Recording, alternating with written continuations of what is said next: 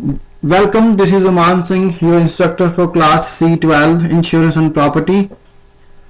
Can you please confirm if my voice is audible and clear, and if you can view this PPT on your screen as well? Please enter yes or no in your chat box so I can get informed answers from all of you here. And before we can start the class, I will wait for a minute here for you to settle down. Thank you. So all of you can hear me. Again, a warm welcome to the class. Thanks for joining C12 and choosing me as your instructor. Let's start with a brief introduction here. I will start with myself. This is Aman. I'm working with Saskatchewan Mutual Insurance as an underwriter from last few years. I'm cross-trained in farm, commercial, property and auto.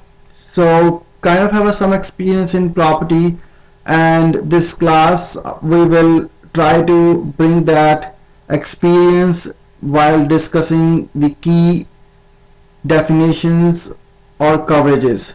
So I will now start with you with Kevin, and then passing on. Please briefly describe yourself and then also share with class which role in insurance industry you are working right now, and put a little bit of light on your experience as well. Thank you. I will allow my class to briefly introduce themselves and then we'll go from there.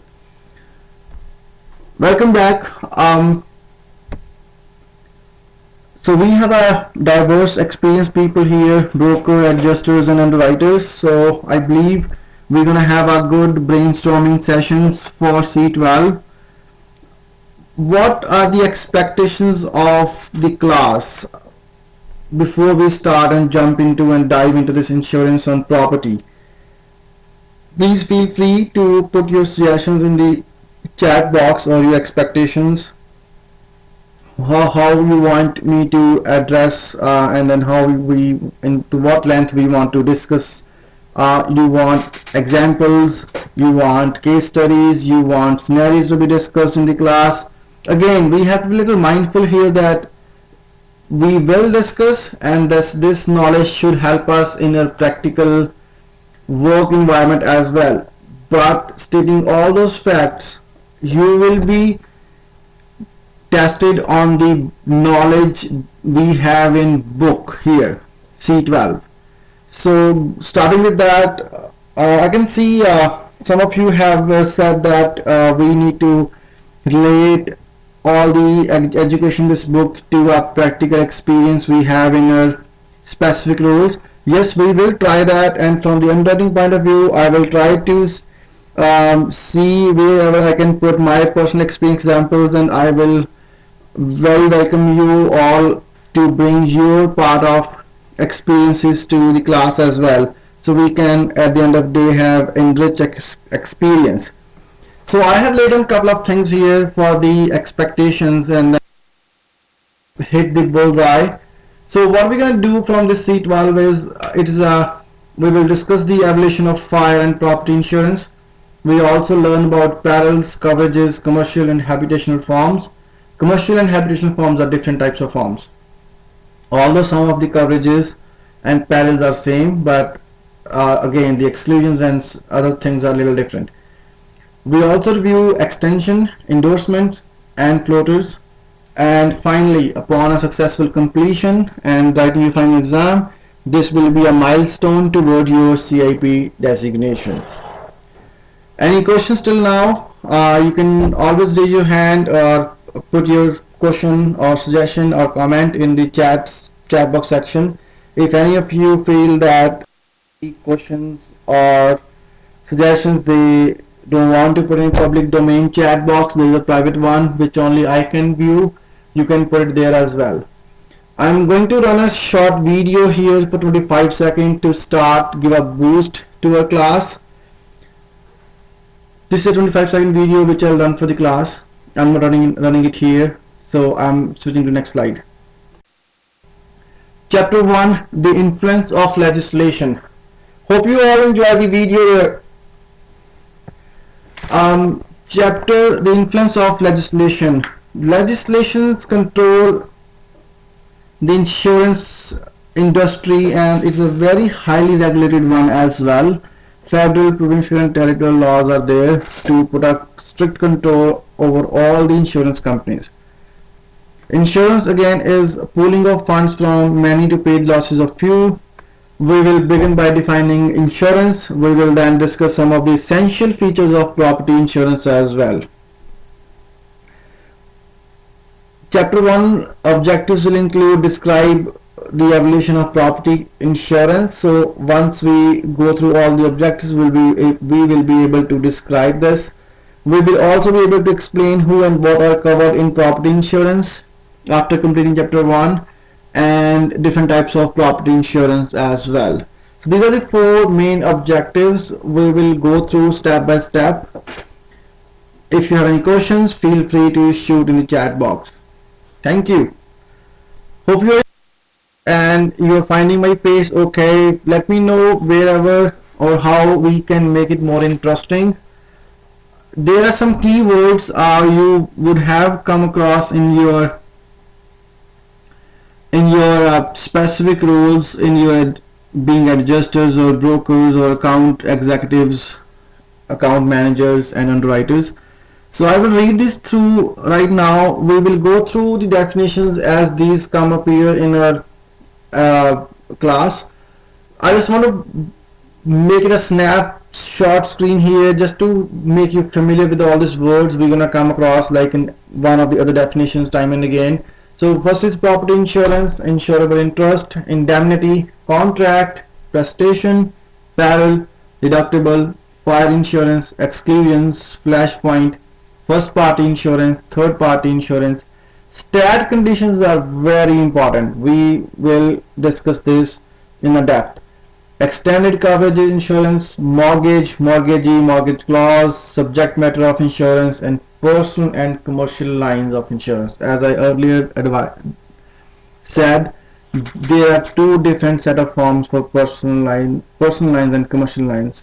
So they might have same, they will have same perils, but they have a different set of exclusions and different set of other perils and coverages, how it comes to loss adjusting and what is covered, what is not covered.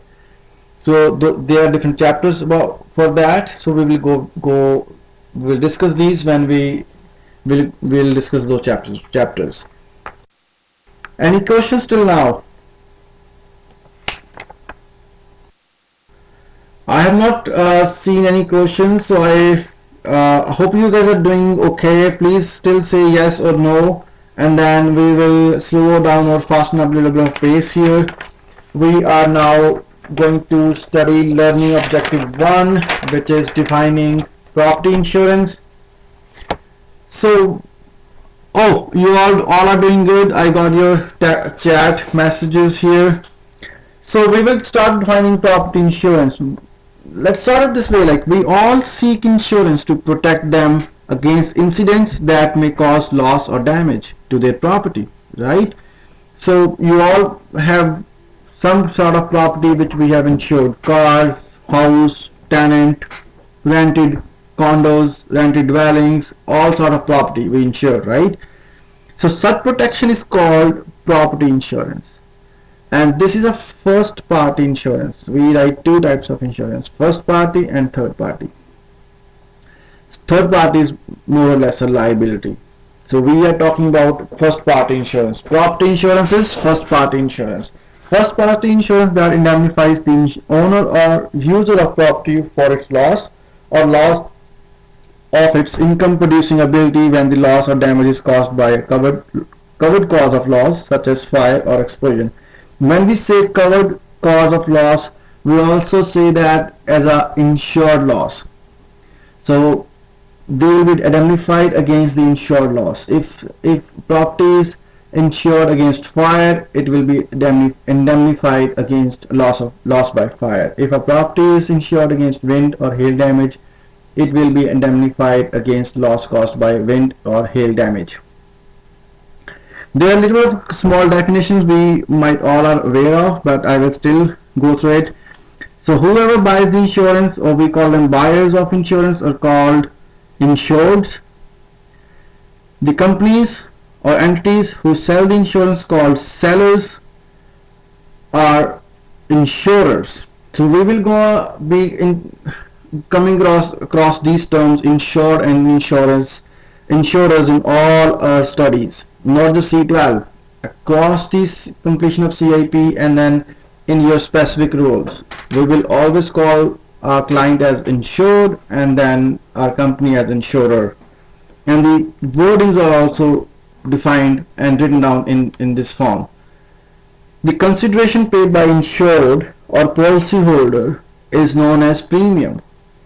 So premiums are paid to the insurer, they make a pool and then they adjust losses and pay losses out of that pool to the few who suffered damages or losses.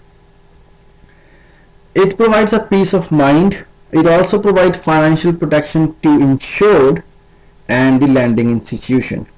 Lending institutions has a interest in the property because they have lended the money to the insured to buy or their client to buy a piece of property. So if a loss or damage happens, they also lose a portion of their interest in that property.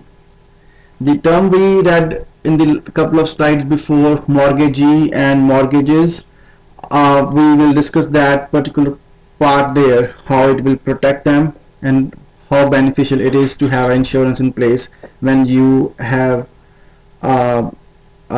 lending from an institution. And lending institutions also make sure that you have a fire insurance policy in place before they will lend you your money. So there is a term insurable interest here. Property insurance cover insured property against occurrence or events that are sudden and accidental in nature. Before we discuss insurable interest, the sudden and accidental in nature is the key term for insurance on property. The loss has to be sudden and accidental. It should not be a continuous loss or like a slow loss, like for example a seepage to a house. Over a month there is a small seepage and it just like damage to the house. There's some water damage due to seepage. Seepage was not sudden or accidental, right? It occurred over a period of time. Anything which gonna occur over a period of time, it's not sudden or accidental and it will not be covered under the policy. So insurable interest. A person or company must have an insurable interest in that property. The person or company must be benefited from continued existence of that property or be prejudiced by its loss. So you are getting benefit from a property, and if a loss or damage happens to that property, you are prejudiced by that loss. You are not in the same financial position after that loss. So here comes the insurance into play. Insurance put you back into the same financial position you are exactly prior to loss if your property is insured against those perils. So next, before I go to the next point, if you have any questions with the property insurance or any questions on the insurable interest, because these terms gonna come across time and again in the complete study and other studies as well. So we have to make these concepts very clear. So all good? Okay. So how property insurance work? As we just discussed that the insurance companies make a pool from the funds collected from different insured and then pay the losses of the few. Insurance is intangible. Property insurance is tangible, but insurance itself is intangible. It is based on an exchange of promises. The insured promises a premium to the insurer in return for insurer's promise to assume the insured's risk of loss. The compensation offered by the policy of insurance is referred to as indemnity.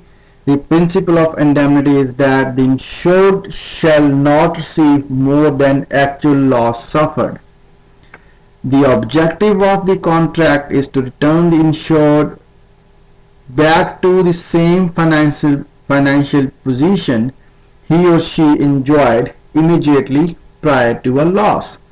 So again, you will not gonna get benefited from insurance or indemnity.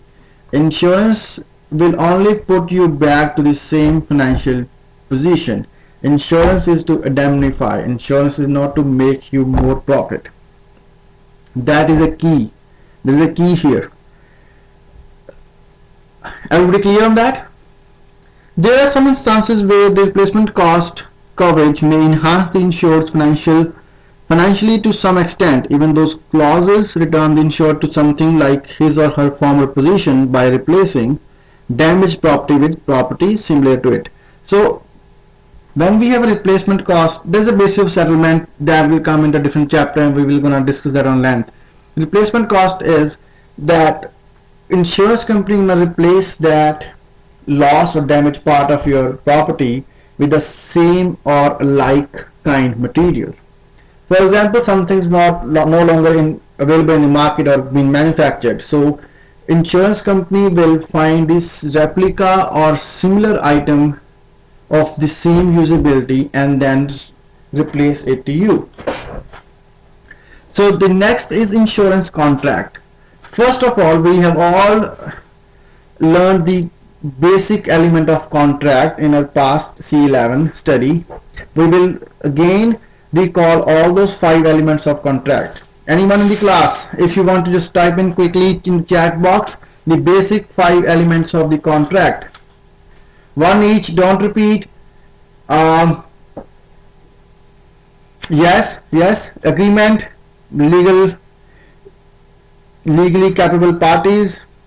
Intent is very important. Demonstrating intent is very important. Yes, something legal, yeah, and for a consideration. So we have 5 elements of a contract. Agreement, it should be between the legally capable parties, and for a consideration it should show or demonstrate intent, and it should be something for a legal purpose. We can't have a contract for an illegal thing. Contract in Quebec is a little different. The definition of that, I will just read it out for you guys. An agreement of wills by which one or several persons obligate themselves to one or several other persons to perform a prestation. What's prestation? This is a key word I shared with you on the second page of the PPT. It's a duty, a payment, or a service. It's a duty, a payment, or a service. So how they have defined the contract in common law? An agreement or promise between 2 or more persons that is intended to be legally enforceable. Again, legally enforceable between 2 parties. It is constituted by the acceptance by one party of an offer by the other party to perform or to abstain from performing a specific act.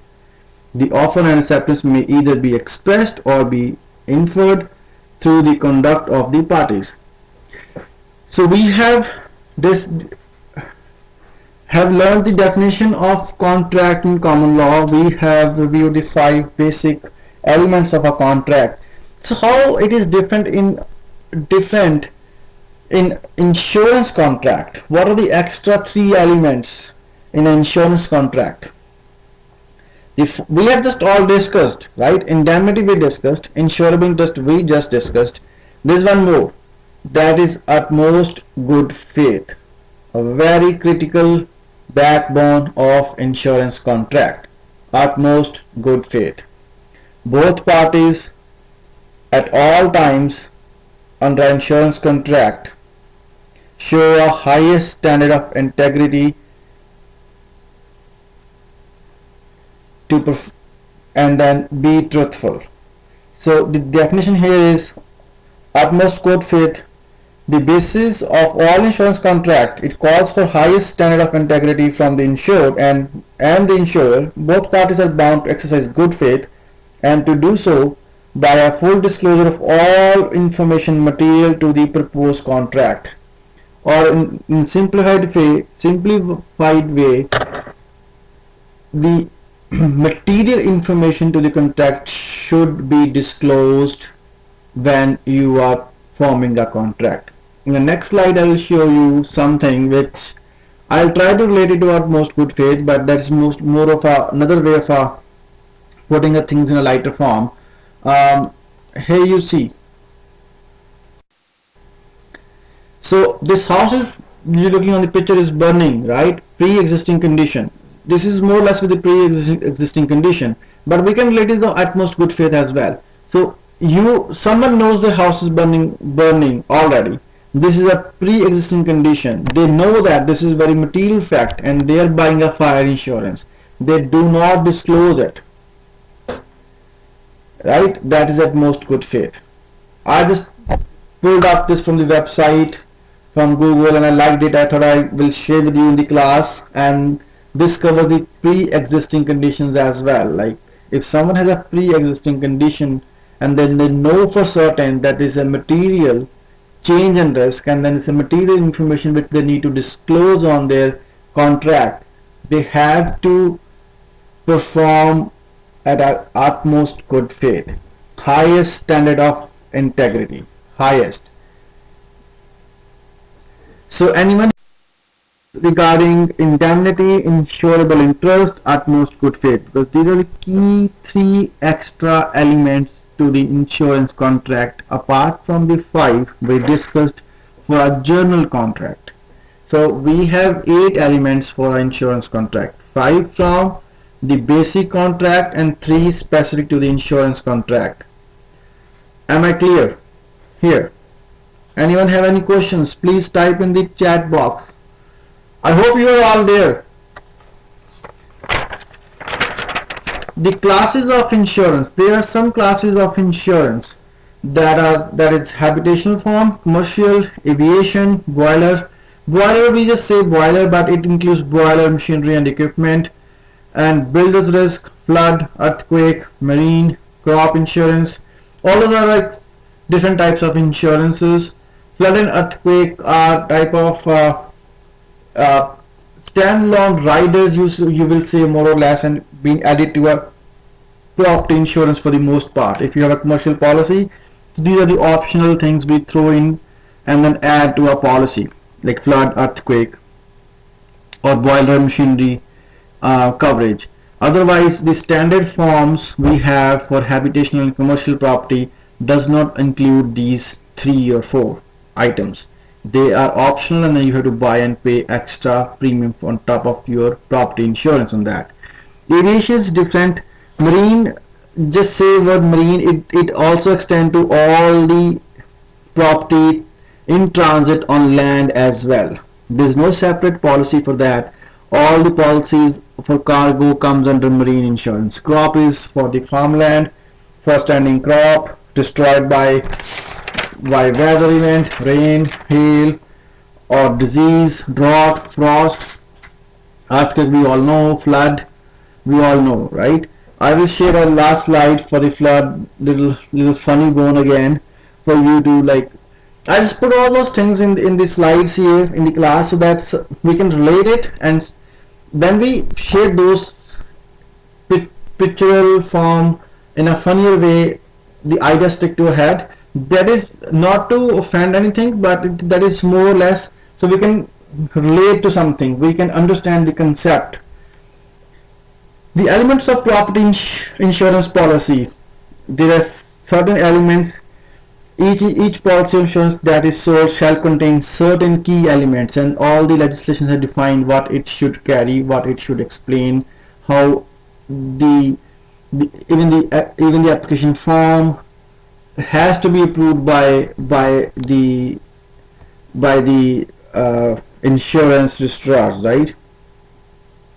So the name of the insurer, the name of the insured, the name of the person or persons to whom the insurance money is payable, the amount or method of determining the amount of premium for the insurance, the subject matter of insurance, like what you're insuring, right? That has to be described on the cover summary pages.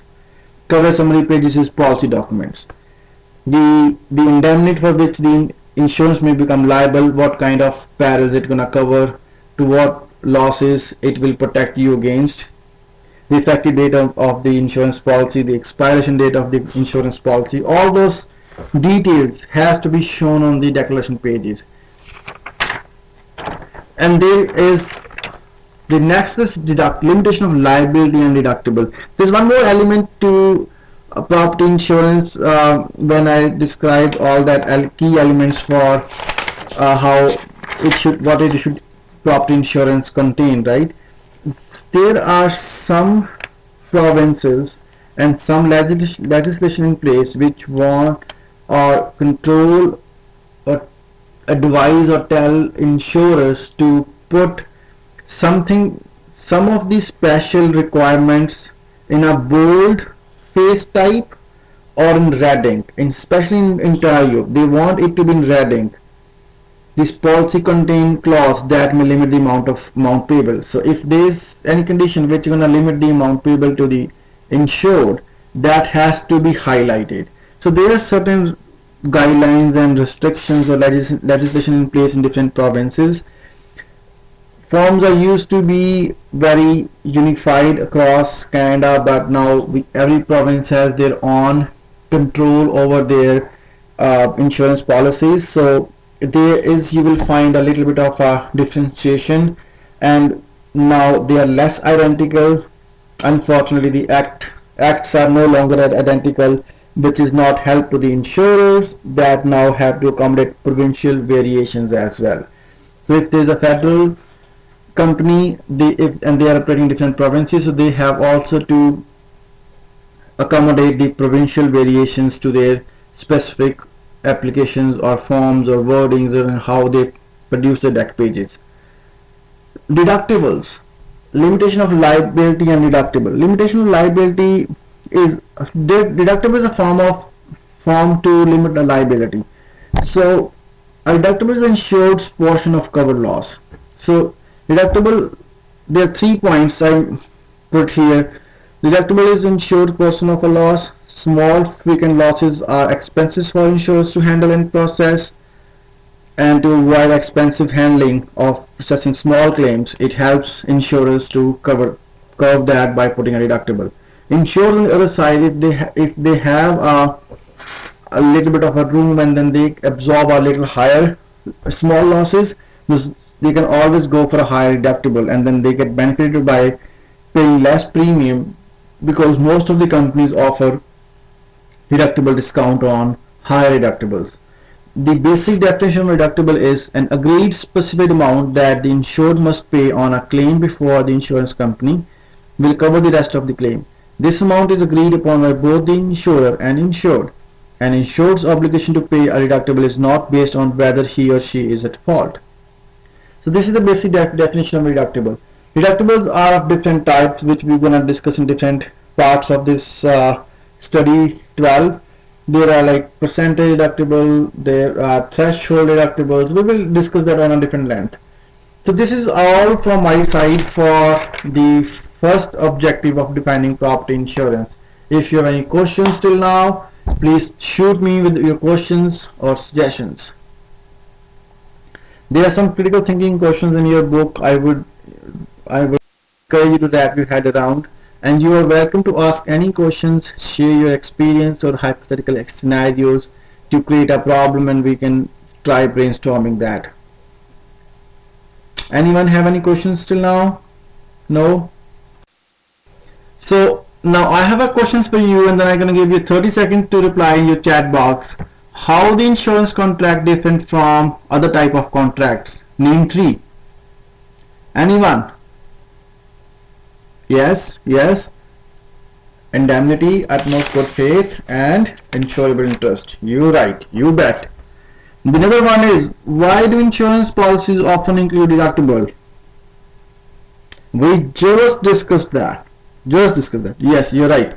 We to curb the small frequent losses, and it is an insured portion of loss, and it helps insured as well if they have a little bit of higher appetite to absorb little bit of a more small losses, so they can have a high deductible and then get some discount on that.